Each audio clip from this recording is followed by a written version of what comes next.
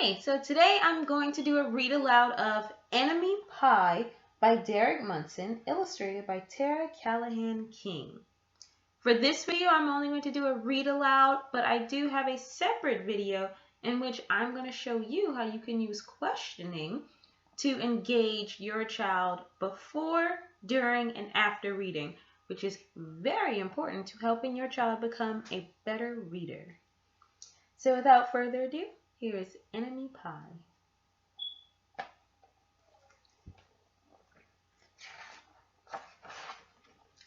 Enemy Pie. It should have been a perfect summer. My dad helped me build a treehouse in our backyard. My sister was at camp for 3 whole weeks. And I was on the best baseball team in town. It should have been a perfect summer, but it wasn't. It was all good until Jeremy Ross moved into the neighborhood, right next door to my best friend Stanley. I did not like Jeremy Ross. He laughed at me when he struck me out in the baseball game. He had a party on his trampoline, and I wasn't even invited. But my best friend Stanley was. Jeremy Ross was the one and only person on my enemy list. I never even had an enemy list until he moved into the neighborhood. But as soon as he came along, I needed one. I hung it up in my treehouse where Jeremy Ross was not allowed to go. Dad understood stuff like enemies. He told me that when he was my age, he had enemies too. But he knew of a way to get rid of them. I asked him to tell me how. Tell you how? I'll show you how, he said. He pulled a really old recipe book off the kitchen shelf. Inside, there was a worn-out scrap of paper with faded writing. Dad held it up and squinted at it. Enemy pie, he said, satisfied.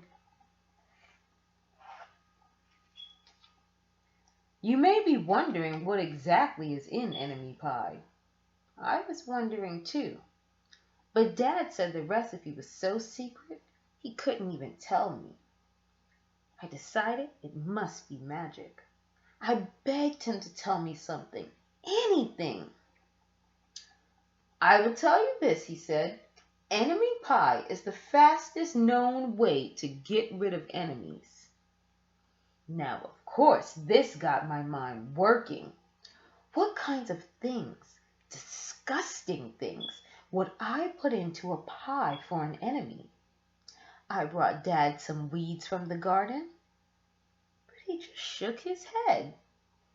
I brought him earthworms and rocks, but he didn't think he'd need those. I gave him the gum I'd been chewing on all morning. He gave it right back to me. I went out to play alone. I shot baskets until the ball got stuck on the roof. I threw a boomerang that never came back to me. And all the while, I listened to the sounds of my dad chopping and stirring and blending the ingredients of enemy pie. This could be a great summer after all. Enemy pie was going to be awful. I tried to imagine how horrible it must smell, or worse yet, what it would look like. But when I was in the backyard looking for ladybugs, I smelled something really, really, really good. And as far as I could tell, it was coming from our kitchen. I was a bit confused. I went in to ask Dad what was wrong. Enemy pie shouldn't smell this good. But Dad was smart. If enemy pie smelled bad, your enemy would never eat it, he said. I could tell he'd made enemy pie before. The buzzer rang, and Dad put on the oven mitts and pulled the pie out of the oven. It looked like plain old pie. It looked good enough to eat. I was catching on, but still, I wasn't really sure how this enemy pie worked. What exactly did it do to enemies? Maybe it made their hair fall out or their breath stinky. Maybe it made bullies cry. I asked Dad, but he was no help. He wouldn't tell me a thing. But while the pie cooled, he filled me in on my job. He talked quietly. There is one part of enemy pie that I can't do. In order for it to work, you need to spend a day with your enemy. Even worse, you have to be nice to him. It's not easy, but that's the only way that enemy pie can work. Are you sure you want to go through with this? Of course I was. It sounded horrible. It was scary, but it was worth a try. All I had to do was spend one day with Jeremy Ross. Then he'd be out of my hair for the rest of my life. I rode my bike to his house and knocked on the door. When Jeremy opened the door, he seemed surprised. He stood on the other side of the screen door and looked at me, waiting for me to say something. I was nervous. "Can you play?" I asked. He looked confused. "I'll go ask my mom," he said. He came back with his shoes in his hand. His mom walked around the corner to say hello. "You boys stay out of trouble," she said, smiling. We rode bikes for a while and played on the trampoline. Then we made some water balloons and threw them at the neighborhood girls. But we missed. Jeremy's mom made us lunch. After lunch, we went over to my house. It was strange, but I was kind of having fun with my enemy. He almost seemed nice.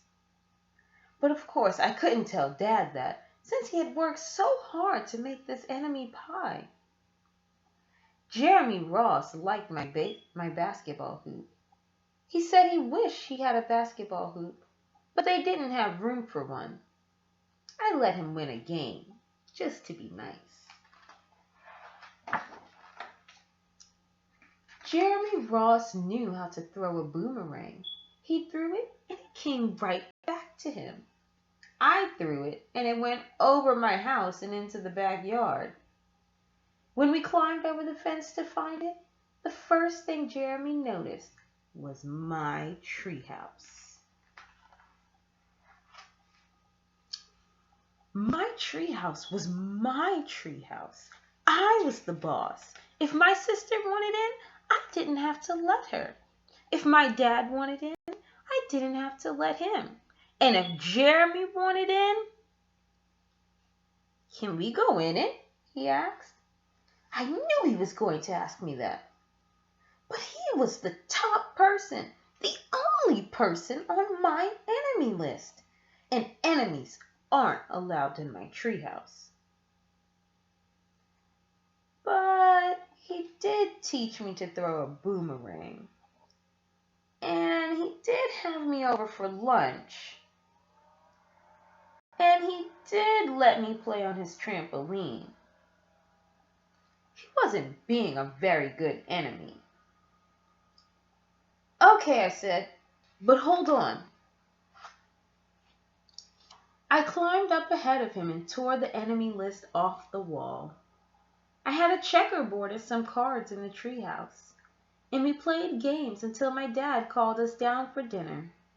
We pretended we didn't hear him, and when he came out to get us, we tried to hide from him. But somehow he found us.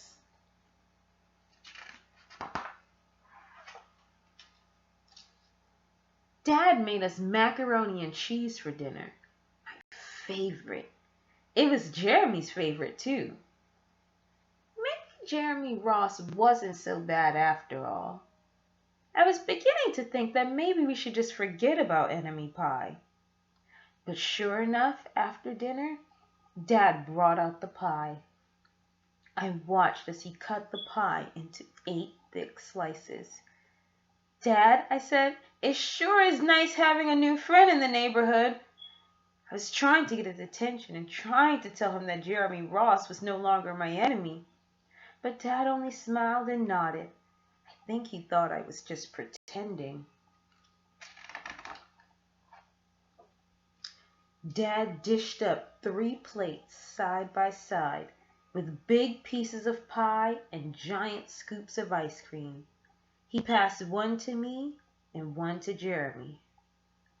Wow, Jeremy said, looking at the pie. My dad never makes pies like this. It was at this point that I panicked. I didn't want Jeremy to eat the pie. He was my friend. I couldn't let him eat it.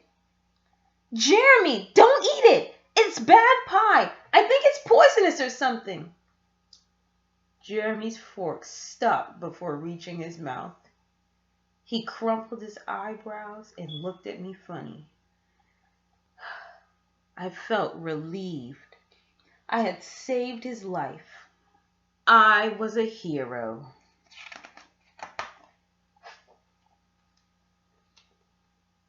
If it's so bad, Jeremy asked, then why has your dad already eaten half of it? I turned to look at my dad. Sure enough, he was eating enemy pie. Good stuff, he mumbled through a mouthful. And that was all he said. I sat there watching them eat enemy pie for a few seconds. Dad was laughing.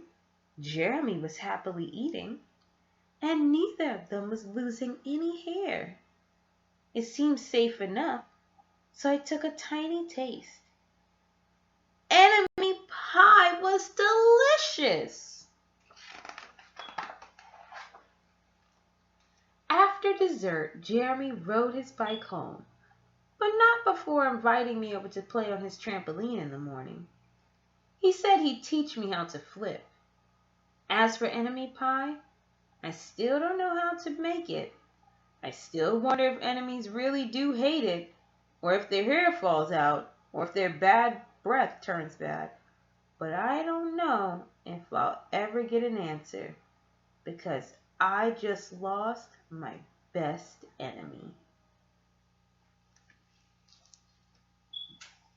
And that was Enemy Pie.